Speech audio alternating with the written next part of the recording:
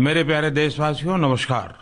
एक लंबे अंतराल के बाद फिर से एक बार आप सबके बीच मन की बात, जन की बात, जन जन की बात, जन मन की बात, इसका हम सिलसिला प्रारंभ कर रहे हैं।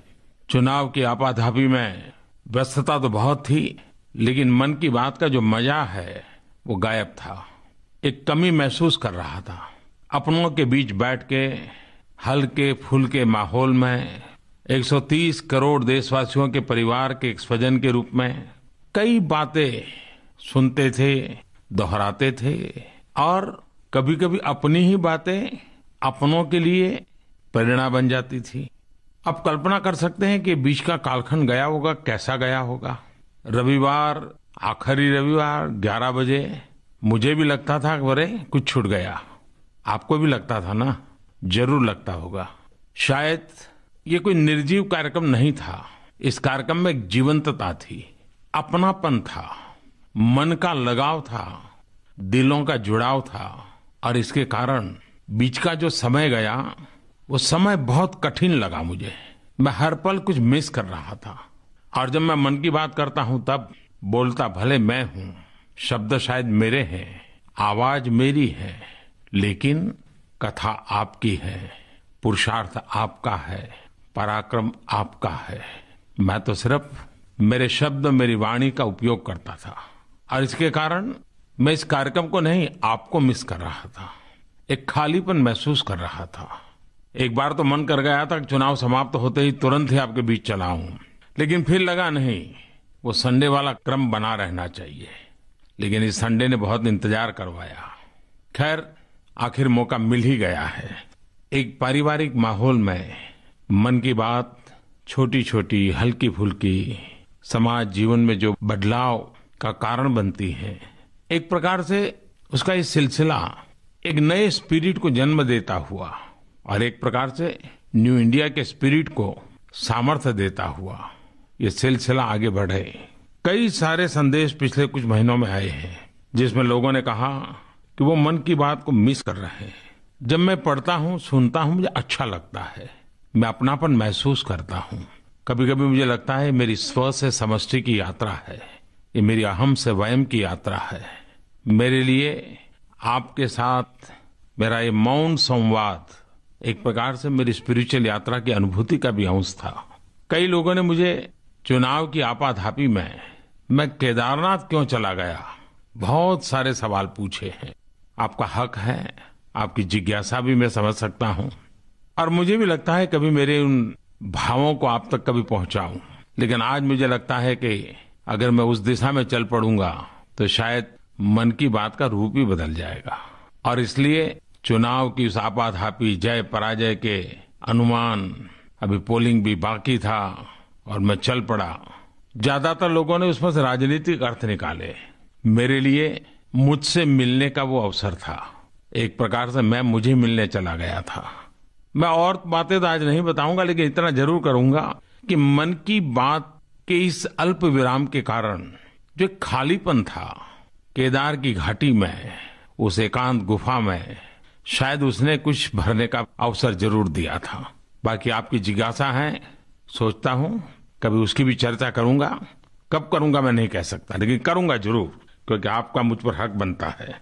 जैसे केदार के विषय में लोगों ने जानने की इच्छा व्यक्त की है, वैसे एक सकारात्मक चीजों को बल देने का आपका प्रयास आपकी बातों में लगातार मैं महसूस करता हूं। मन की बात के लिए जो चिट्ठियां आती है, जो इनपुट प्राप्त होते हैं, वो रूटीन सरकारी कामकाज से बिल्कुल अलग होते हैं।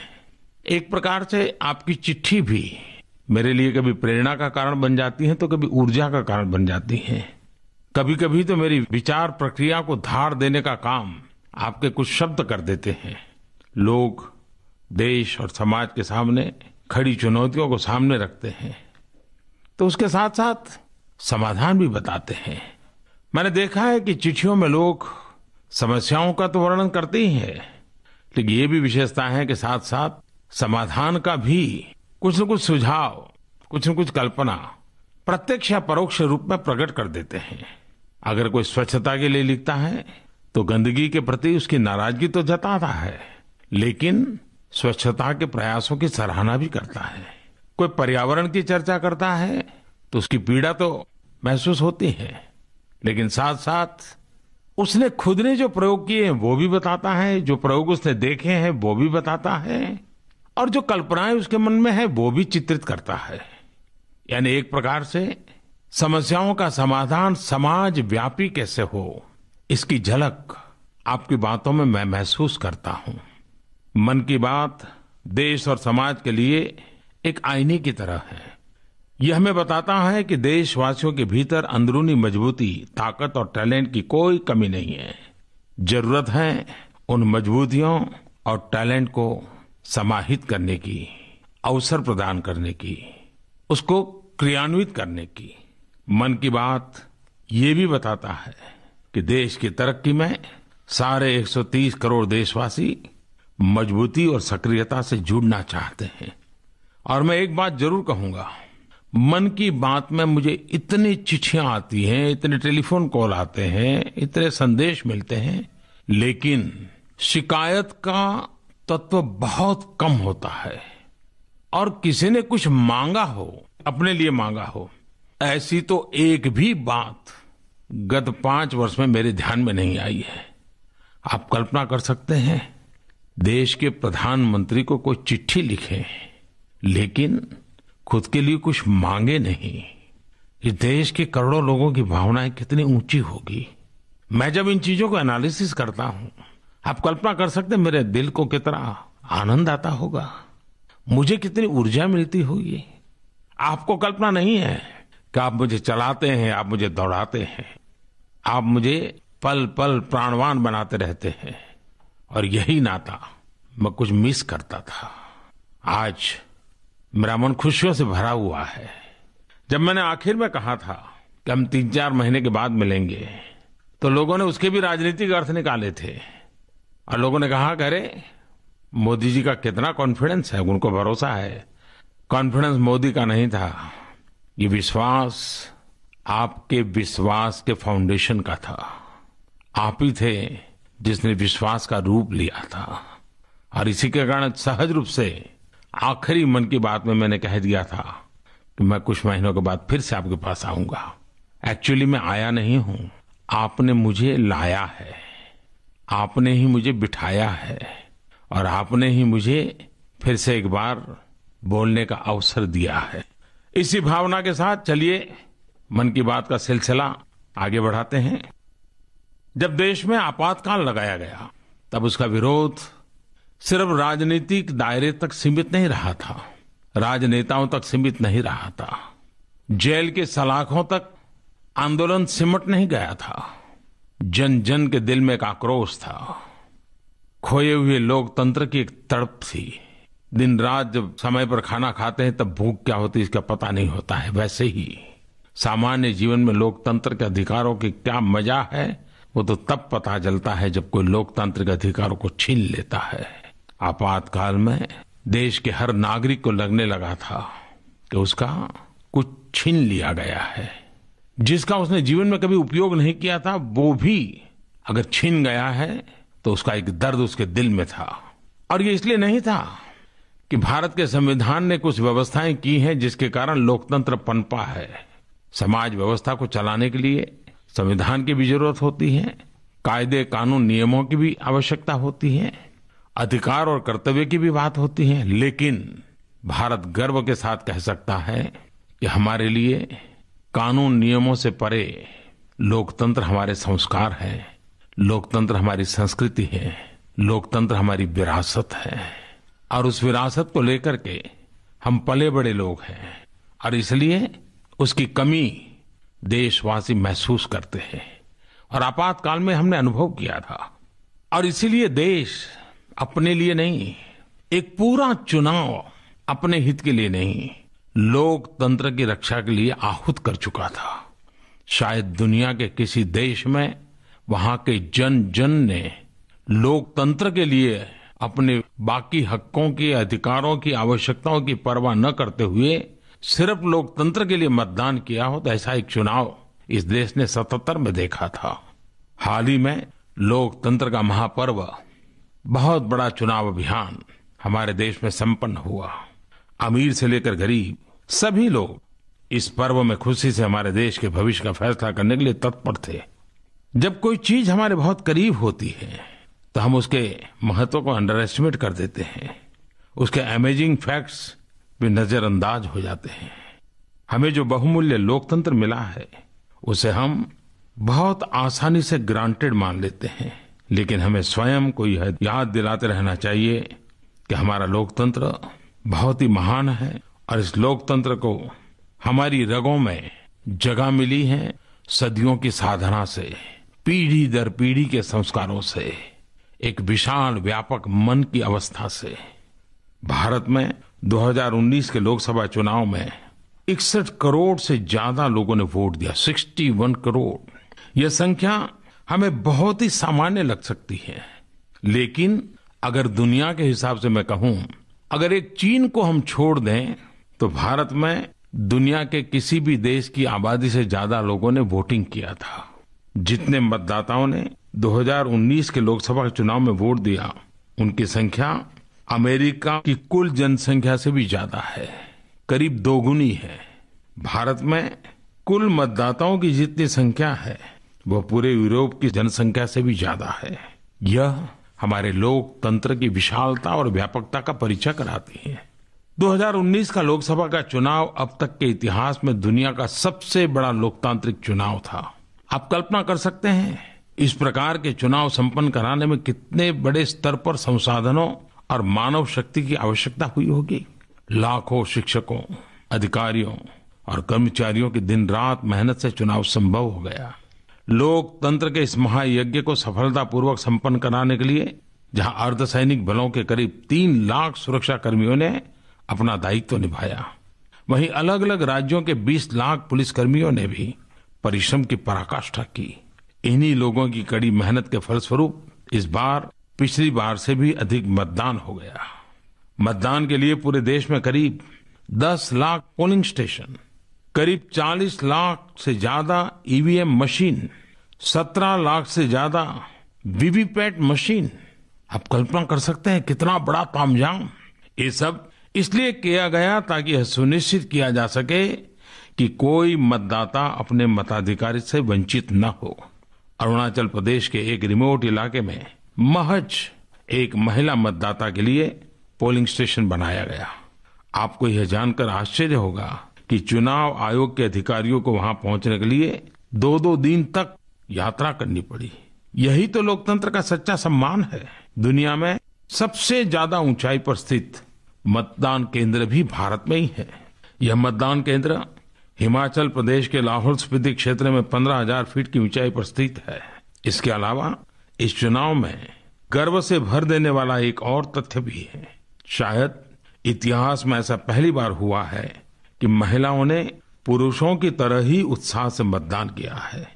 इस चुनाव में महिलाओं और पुरुषों का मतदान प्रतिशत करीब करीब बराबर था।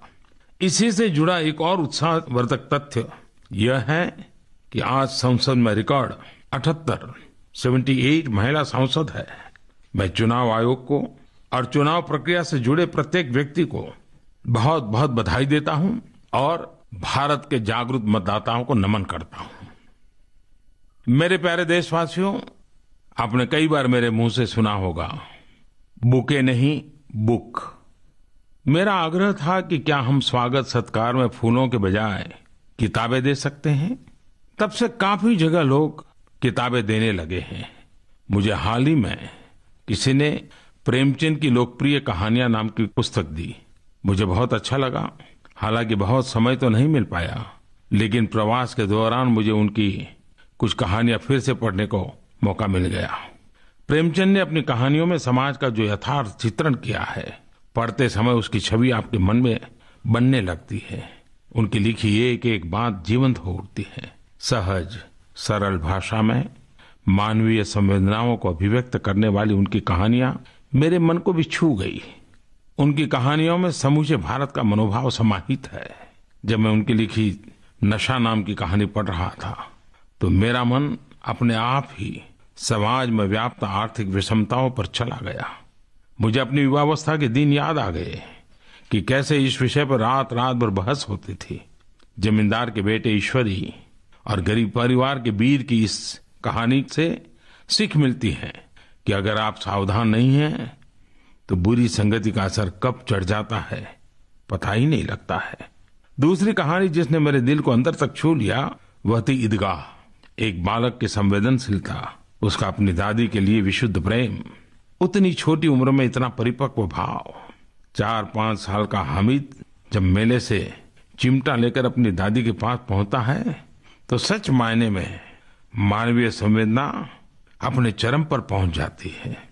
इस कहानी की आखिरी पंक्ति बहुत ही भावुक करने वाली है क्योंकि उसमें जीवन की एक बहुत बड़ी सच्चाई है। बच्चे हामिद ने बूढ़े हामिद का पार्ट खेला था। बुढ़िया आमीना बालिका आमीना बन गई थी। ऐसी ही एक बड़ी मार्मिक कहानी है पुस की रात। इस कहानी में गरीब किसान जीवन की विडंबना का सजीव चित्रण देखने को मिला। अपनी फसल नष्ट होने के बाद भी हल्दू किसान इसलिए खुश होता है क्योंकि अब उसे कड़ाके की ठंड में खेत में नहीं सोना पड़ेगा। हालांकि ये कहानियां लगभग सदी भर पहले की हैं, लेकिन इनकी प्रासंगिकता आज भी उतनी ही महसूस होती है। इन्हें पढ़ने के बाद मुझे एक अलग प्रकार की अनुभूति हुई। जब पढ़ने की बात हो रही है तभी किसी मीडिया में मैं केरल की अक्षरा लाइब्रेरी के बारे में पढ़ रहा था। आपको यह जानकर आश्चर्य होगा कि लाइब्रेरी इडुक्की के घने जंगलों के बीच बसे एक गांव में है। यहाँ के प्राथमिक विद्यालय के शिक्षक पी के मुरलीधरन और छोटी सी चाय की दुकान चलाने वाले पीवी चिन्ना थम्पी, इन दोनों ने इस लाइब्रेरी के लिए अथक परिश्रम किया है। एक समय ऐसा भी रहा जब गट्ठर में भरकर और पीठ पर लाद कर यहाँ पुस्तकें लाई गई। आज ये लाइब्रेरी आदिवासी बच्चों के साथ हर किसी को एक नई राह दिखा रही है। गुजरात में वांचे गुजरात अभियान का सफल प्रयोग रहा। लाखों की संख्या में हर आयु वर्ग के व्यक्ति ने पुस्तक पढ़ने के इस अभियान में हिस्सा लिया था। आज की डिजिटल दुनिया में गूगल गुरु के समय में मैं आपसे भी आग्रह करूंगा कि कुछ समय निकालकर अपने डेली रूटीन में किताब को भी जरूर स्थान दें। आप सचमुच में बहुत एंजॉय करेंगे और जो भी पुस्तक पढ़े उसके बारे में नरेंद्र मोदी ऐप पर जरूर लिखें ताकि मन की बात के सारे श्रोता भी उसके बारे में जान पाएंगे।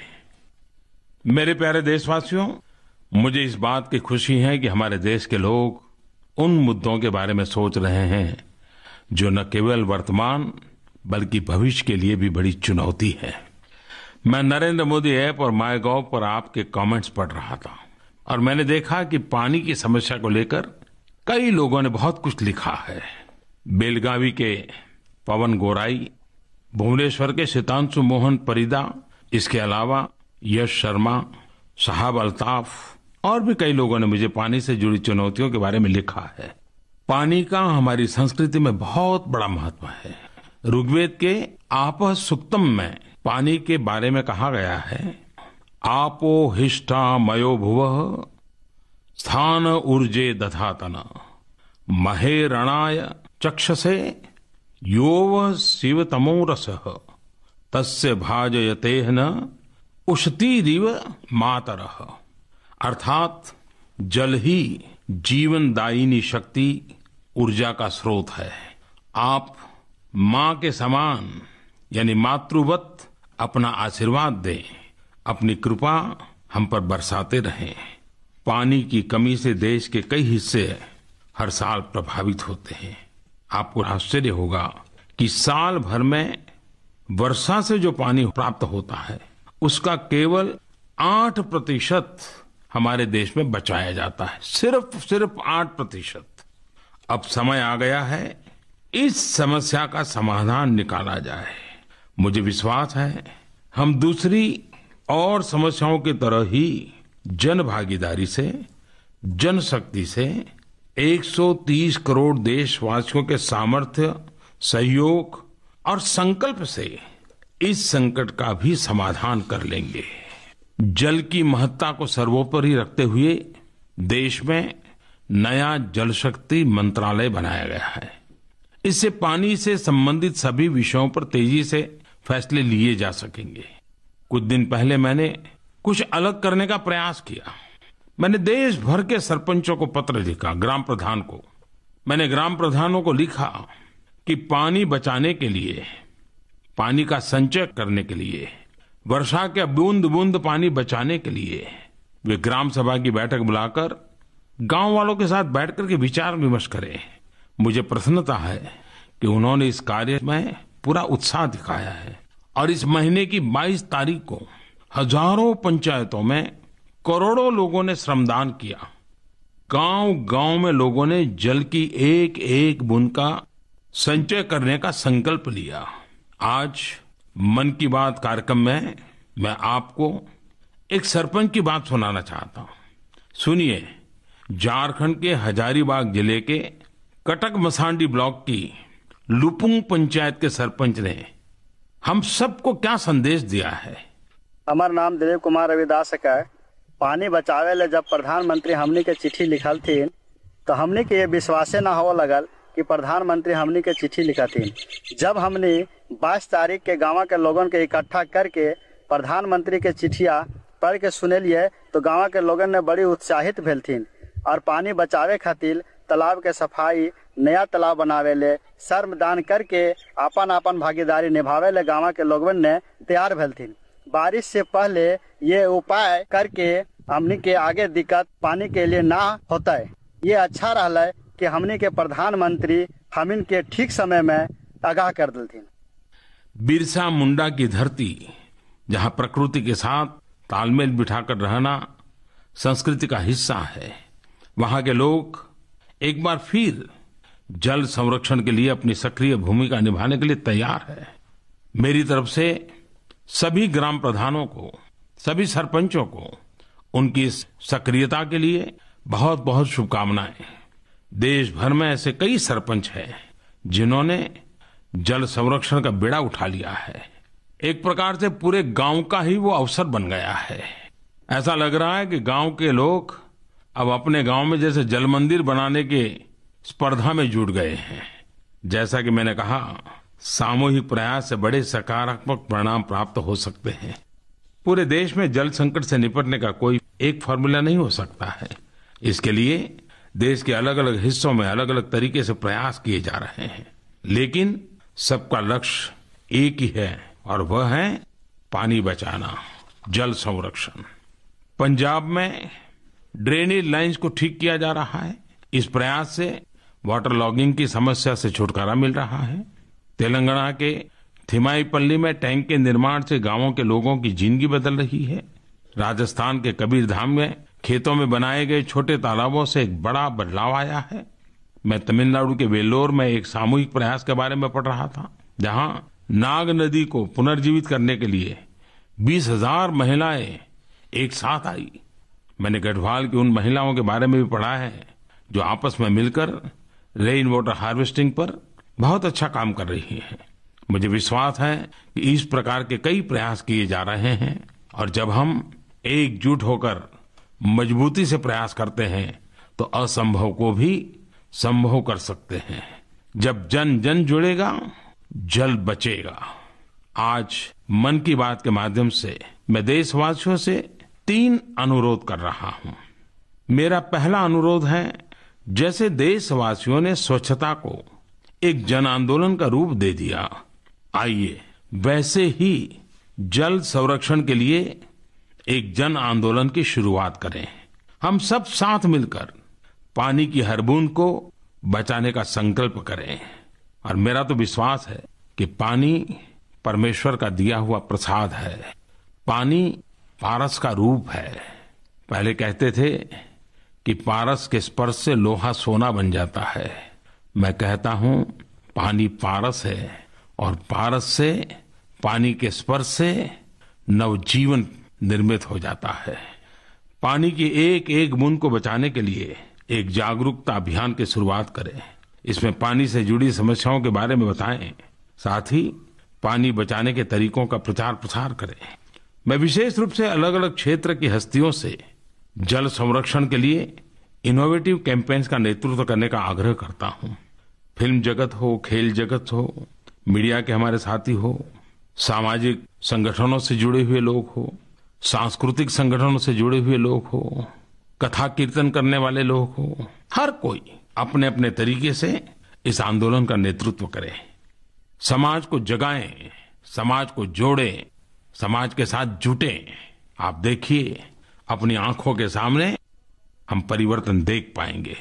देशवासियों से मेरा दूसरा अनुरोध है, हमारे देश में पानी के संरक्षण के लिए कई पारंपरिक तौर तरीके सदियों से उपयोग में लाए जा रहे हैं। मैं आप सभी से जल संरक्षण के उन पारंपरिक तरीकों को शेयर करने का आग्रह करता हूं। आप में से किसी को अगर पोरबंदर पूज्य बापू के जन्मस्थान पर जाने का मौका मिला होगा तो पूज्य बापू के घर के पीछे ही एक दूसरा घर है, वहां पर 200 साल पुराना पानी का टंका है और आज भी उसमें पानी है और बरसात के पानी को रोकने की व्यवस्था है। तो मैं हमेशा कहता था कि जो भी कीर्ति मंदिर जाएं वो उस पानी के टंके को जरूर देखें। ऐसे कई प्रकार के प्रयोग हर जगह पे होंगे। आप सभी से मेरा तीसरा अनुरोध है, जल संरक्षण की दिशा में महत्वपूर्ण योगदान देने वाले व्यक्तियों का, स्वयंसेवी संस्थाओं का और इस क्षेत्र में काम करने वाले हर किसी का, उनकी जो जानकारी हो उसे आप शेयर करें, ताकि एक बहुत ही समृद्ध, पानी के लिए समर्पित, पानी के लिए सक्रिय संगठनों का, व्यक्तियों का एक डेटाबेस बनाया जा सके। आइए हम जल संरक्षण से जुड़े ज्यादा से ज्यादा तरीकों की एक सूची बनाकर लोगों को जल संरक्षण के लिए प्रेरित करें। आप सभी #जनशक्ति फॉर जल शक्ति हैशटैग का उपयोग करके अपना कंटेंट शेयर कर सकते हैं। मेरे प्यारे देशवासियों, मुझे और एक बात के लिए भी आपका आभार व्यक्त करना है और दुनिया के लोगों का भी आभार व्यक्त करना है।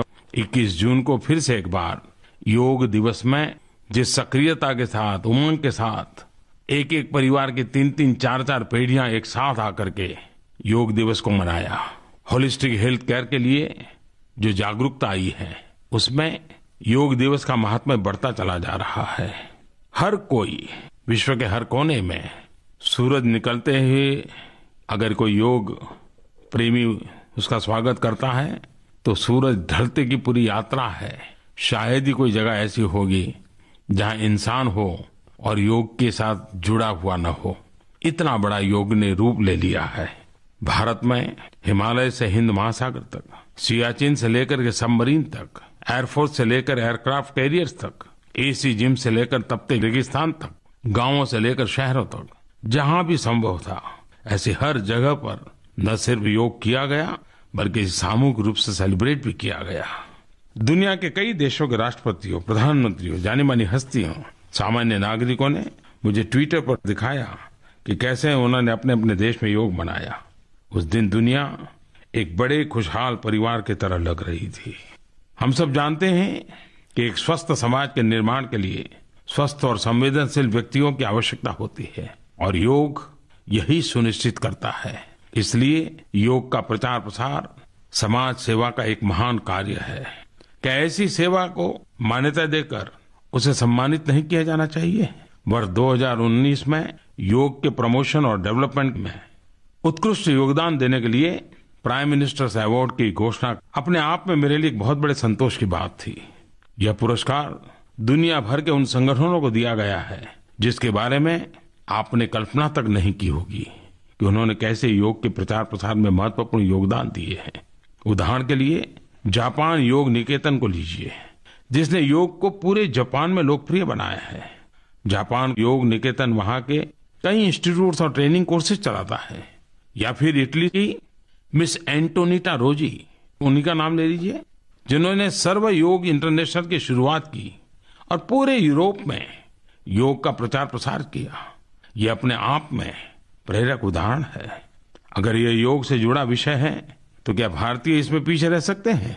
बिहार योग विद्यालय मुंगेर, उसको भी सम्मानित किया गया।